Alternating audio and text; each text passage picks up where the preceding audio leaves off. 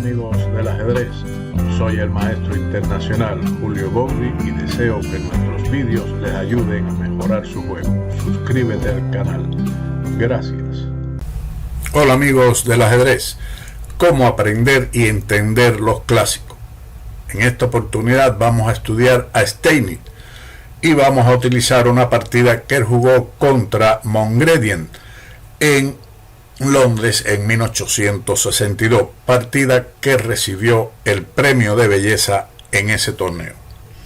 Durante muchos años Steinitz fue el más fuerte maestro de ajedrez en el mundo y en 1886 se convirtió en el primer campeón del mundo oficial cuando derrotó a su rival Zukertort con el resultado de 12,5 a 7,5 en un match jugado en Nueva York, San Luis y Nueva Orleans. Steinitz nació en un gueto de Praga en 1836. Aprendió ajedrez viendo jugar a su padre, algo similar a lo de Capablanca. Después de terminar la escuela, a mediados de los años 50, continuó su educación en Viena, que tenía antiguas tradiciones ajedrecísticas. Basta recordar los nombres de Allgaier, Hampe y Farber, que también tienen variantes en determinadas aperturas. Mientras que en Londres y París la fama de Morphy y Andersen estaba en su apogeo, en un pequeño café de Viena, cierto estudiante, nos referimos a Steinitz, un estudiante pobre, se ganaba la vida jugando partidas por apuesta.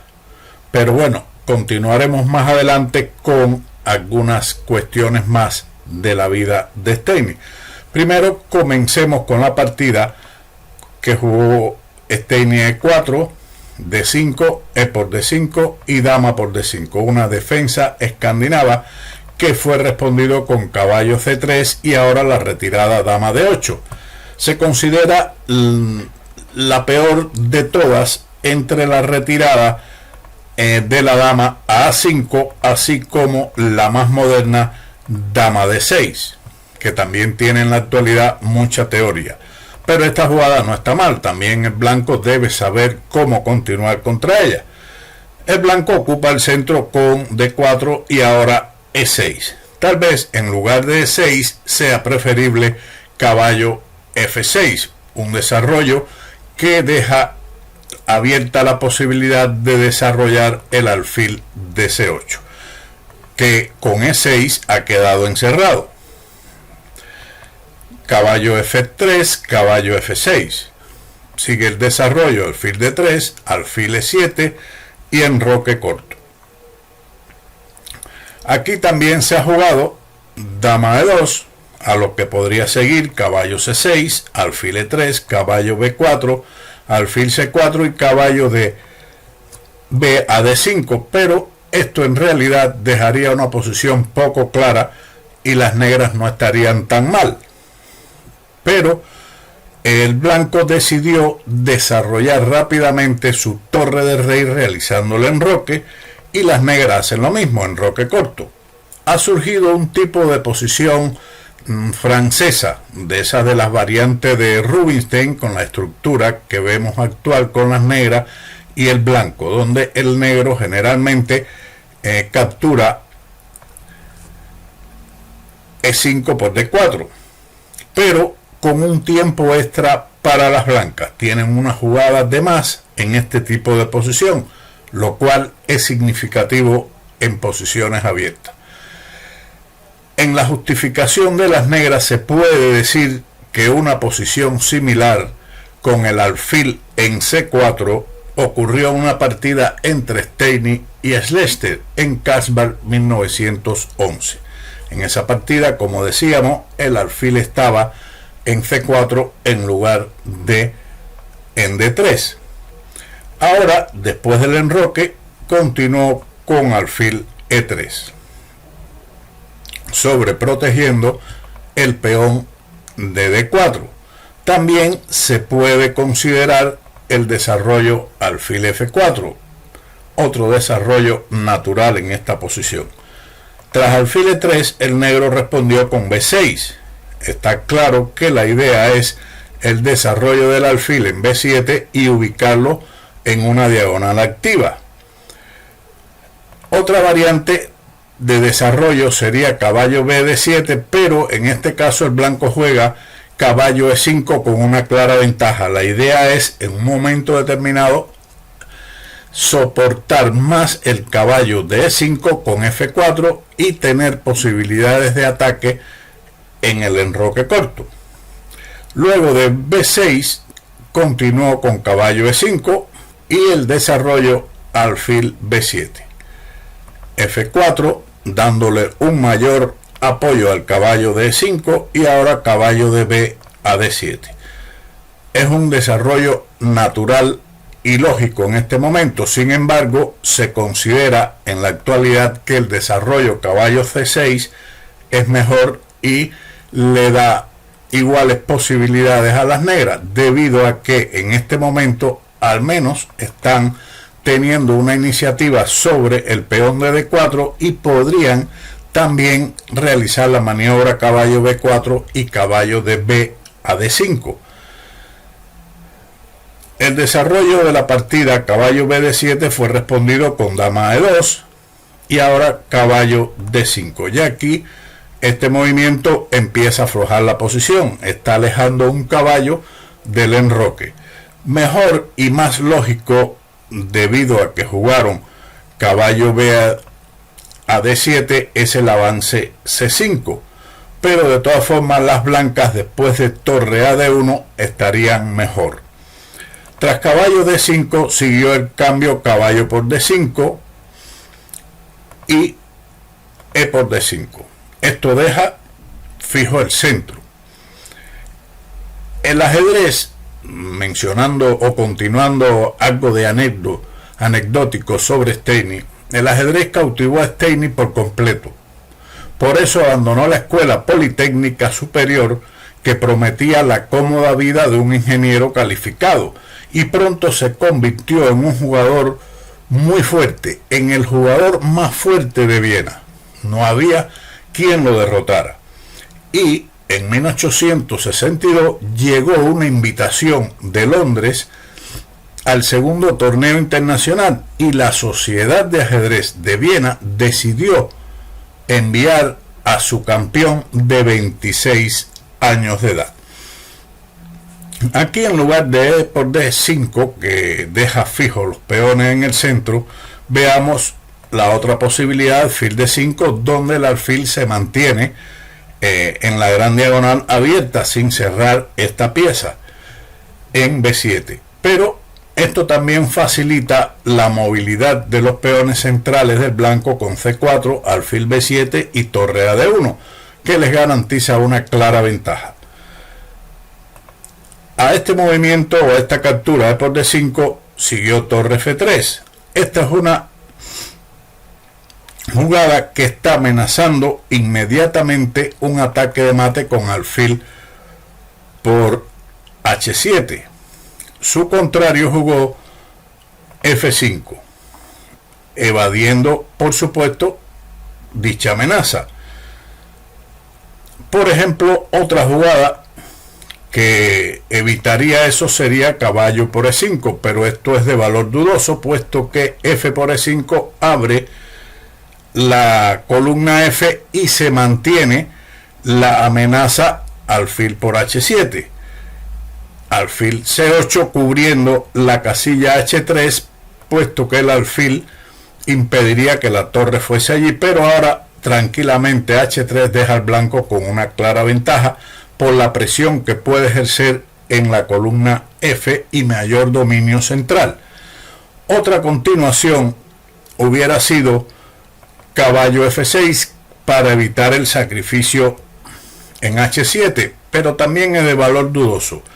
El blanco puede jugar torre H3 con la amenaza G4 y G5, que deja a las negras en una posición bastante incómoda. Luego de alfil C8, evitando precisamente el avance G4, seguiría entonces F5, con lo cual la ventaja de espacio de las blancas es considerable y mantienen su amplia ventaja en esta posición. Otra jugada sería C5, que la he puesto como un grave error para demostrar las consecuencias que tendría el sacrificio alfil por H7, rey por H7, torre H3 jaque, rey G8 y dama H5, con mate imparable en la columna H. Bien, dada la circunstancia, F5 fue la jugada, pero esto también deja debilidades en el enroque. Steiny jugó torre H3 con la amenaza de dama H5. También era considerar torre G3, ubicando la torre igualmente en una posición agresiva. Pero él tenía la idea de torre H3 y su adversario debilitó el enroque con G6, parando la amenaza de dama H5, de dama H5. Pero veamos qué hubiera pasado si las negras juegan aquí para contraatacar en el centro con C5. Seguiría dama H6, caballo F6 y dama por F5. Parece que esta jugada no es buena para el blanco, puesto que el negro tiene alfil C8 y con ello se ataca a la dama, que no tendría otra opción que moverse aparentemente a G5, perdería la torre, pero existen en ajedrez las combinaciones. Seguiría el sacrificio de dama por H7, caballo por H7, alfil por H7 jaque, rey H8 y caballo G6 mate.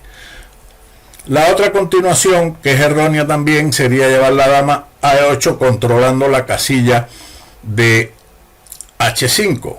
Pero entonces sigue G4 y el ataque de las blancas va incrementándose poco a poco. Luego de G6, Steiny jugó G4. Según Lasker, juego vigoroso y emprendedor, pero en la opinión de varios expertos no es la mejor, es un avance discutible, dudoso, y mejor hubiera sido jugar, por ejemplo, torre F1, movilizando la otra torre. Luego de G4, Montgredien jugó la captura F por G6, por G4. Esto evidentemente abre las posibilidades del alfil de D3 contra el enroque. Esencial en esta posición hubiera sido, para defenderse lo mejor posible, el cambio caballo por E5, F por E5 y ahora alfil C8, defendiendo la casilla F5. Pero no olvide que la captura F por G4 nuevamente llevaría al sacrificio torre por H7, algo similar a la partida. Por lo tanto, alfil C8 es lo mejor.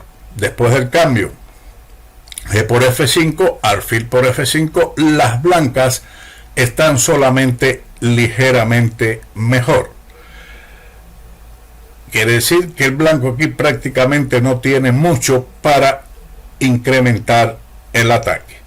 Después de la jugada de la partida F por G4, siguió entonces el sacrificio torre por H7, que es interesante. El comienzo de una combinación audaz que le valió a Steiny, como habíamos dicho, el premio a la brillantez, pero fue correcto este sacrificio de torre.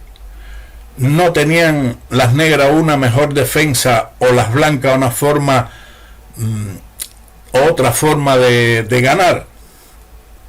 Pensamos que sí. Por ejemplo, en lugar de ese sacrificio, que también es bueno y ganador, la jugada dama por G4 es la más fuerte. amenazando el sacrificio tanto de la torre en H7 como una pieza en G6. Si ahora surge el cambio, caballo por E5, D por E5, dama C8, E6 amenaza nuevamente el sacrificio alfil por G6, que sería defendido con torre F6, pero después de F5 las blancas están ganando. Garantizan una ventaja ganadora sin necesidad de sacrificar la torre. Pero recordemos la influencia del romanticismo en esa época, que incluía la posibilidad siempre de buscar la forma de realizar brillantes sacrificios. Siguiendo la partida con torre por H7, el negro respondió con caballo por E5. Veamos qué pasaba. Si se capturaba directamente la torre, entonces vendría la variante que habíamos visto anteriormente, dama por G4, y ahora caballo por E5, ya que la defensa caballo F6 es mala debido a dama por G6 jaque, rey H8, dama H6 jaque, rey G8 y ahora una jugada tranquila de rey H1, con lo cual se gana gracias al traslado de la torre a G1 y una victoria rápida. Luego de caballo por E5 seguiría F por E5 con una ventaja ganadora. La amenaza de entrar con la dama y el alfil en G6 es muy fuerte y es como se jugó prácticamente en la partida. Luego de caballo por E5 siguió F por E5. Ahora el alfil entra a jugar un importante papel en esta diagonal, el alfil de E3 me refiero. Rey por H7. No hay mejor alternativa.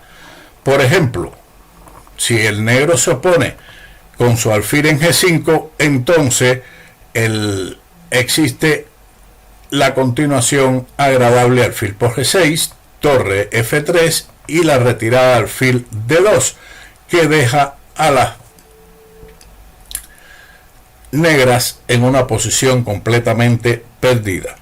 Tampoco era bueno alfil A6 para desviar el alfil del ataque a la casilla G6, puesto que vendría torre H6 también con ventaja ganadora.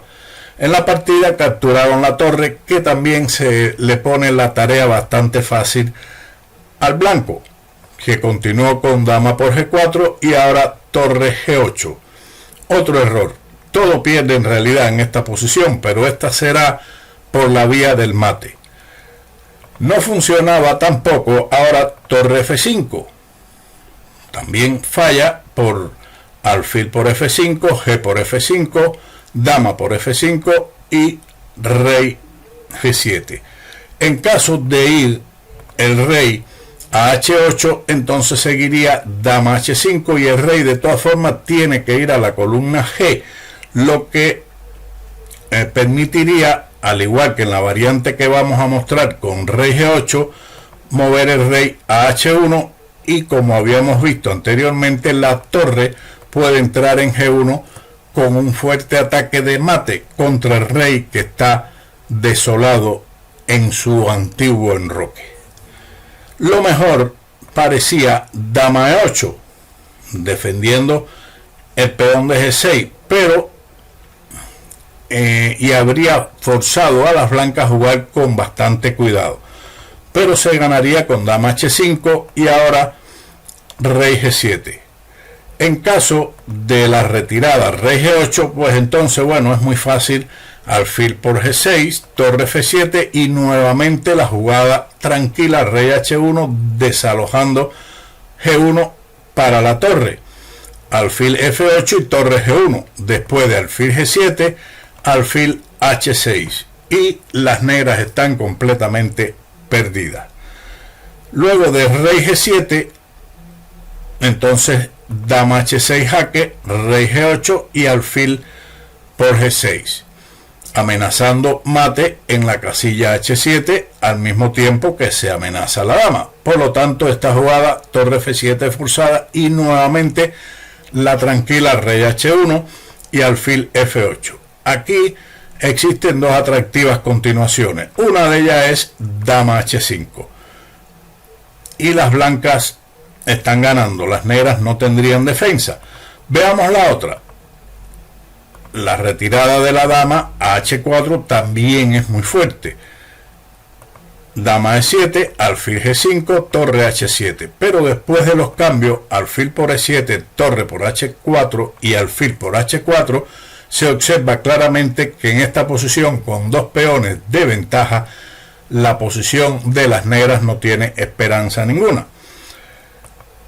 Luego de dama H5, existe la continuación alfil G7, que es la más interesante, puesto que la otra, dama D7, es respondido con torre G1, alfil G7 y ahora dama H7 jaque.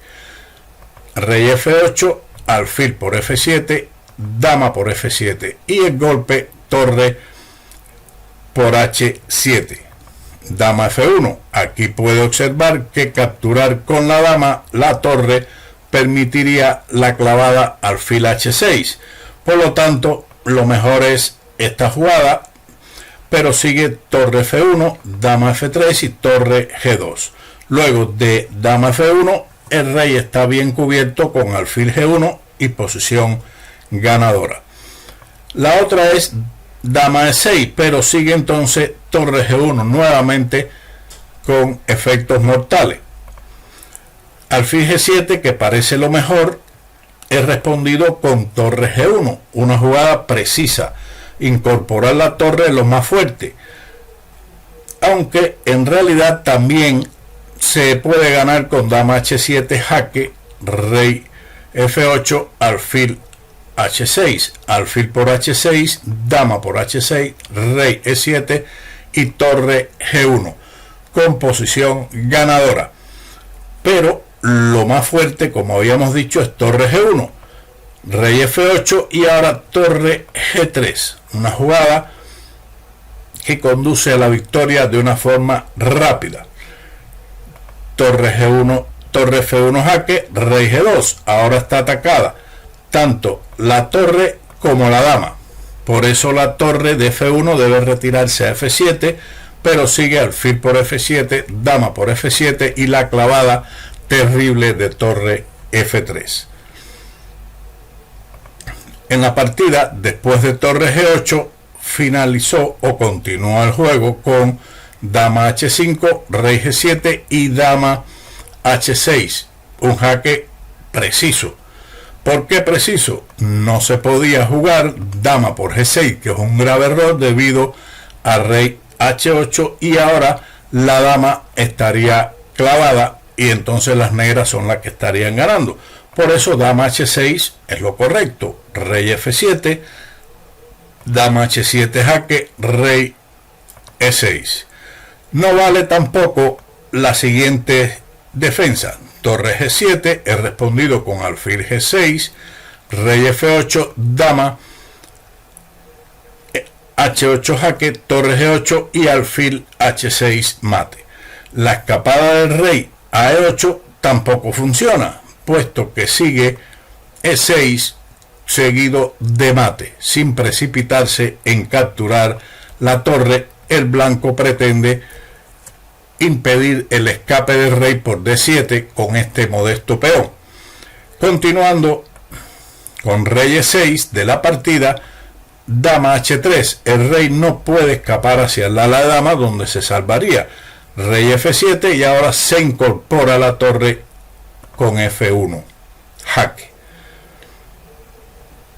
Aquí también conducía al mate, y lo pongo para que lo vean y vean otra posibilidad, es E6 jaque, rey E8 y dama H7, similar al ejemplo que habíamos visto anteriormente. Se está amenazando mate con la dama en H7, lo que trae como consecuencia que hay que dejar la torre de G8 y dama por G8 jaque, alfil F8, y alfil G5, cortándole el paso al rey y también amenazando E7. Pero aquí esto claramente sería ya un análisis de desesperación, pero para ver que es más importante el mate que ganar la dama, seguiría alfil por G6, rey de 8 y dama por F8 mate. Torre F1 jaque, sigue rey de 8, dama de 6, atacando la torre de G8 que se mueve a G7 y ahora alfil G5. También aquí era buena alfil H6, dama C8, torre F8, rey por F8 y dama por G6, con lo cual está indefensa la torre y se amenaza fuertemente alfil por F7, que culminaría en mate en poca jugada. Dama alfil G5 fue respondido con dama D7. La continuación, alfil C8, no salva nada, seguiría dama C6 y alfil D7. Está claro que cubrirse con la dama llevaría a la pérdida también inmediatamente con alfil por G6.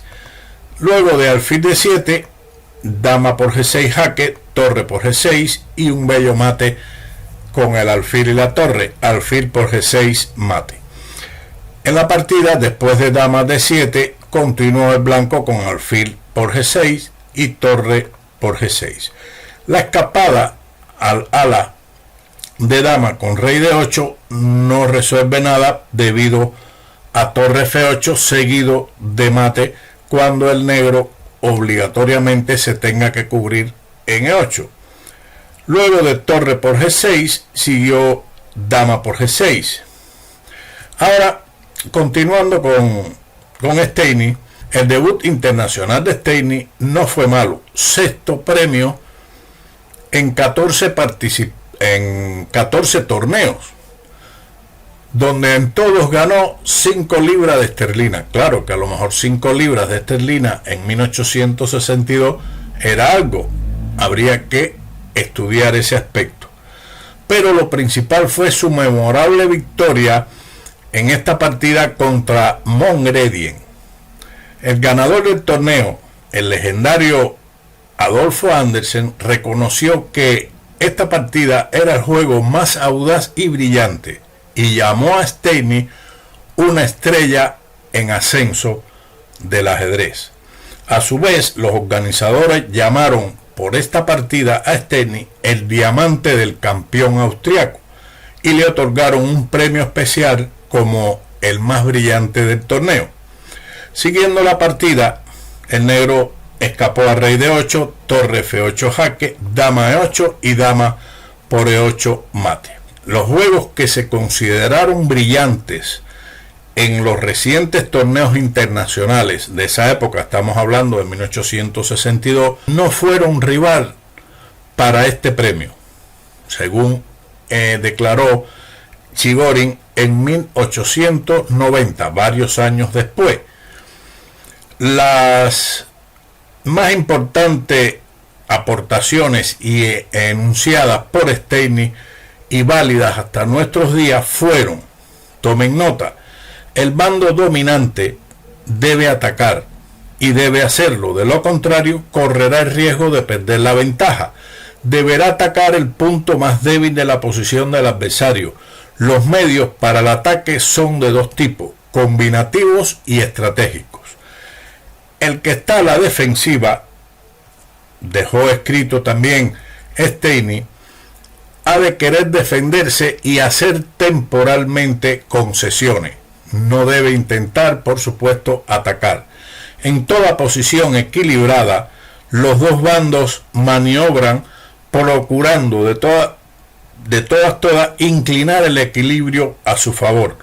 Pero una posición equilibrada genera otra también equilibrada, en caso de que los contendientes jueguen con precisión. Por lo tanto, prepárense que hay que jugar lo más correcto, según Steinitz. La ventaja puede consistir en una grande e indivisible o en un conjunto de pequeñas ventajas. el bando predominante en la lucha de posiciones debe acumular ventajas, pequeñas ventajas, y transformar las que él consideraba temporales en permanentes. Eso también pudiera ser un trabajo posterior de considerar cuáles son las ventajas permanentes y temporales. Espero que este algo extenso vídeo le sea de utilidad, pero es necesario conocer el juego de los antepasados, de los grandes campeones de los clásicos. Si le ha sido de utilidad este vídeo, recuerde darle en like, suscríbete y darle a la campanita para recibir el vídeo en el momento de su publicación.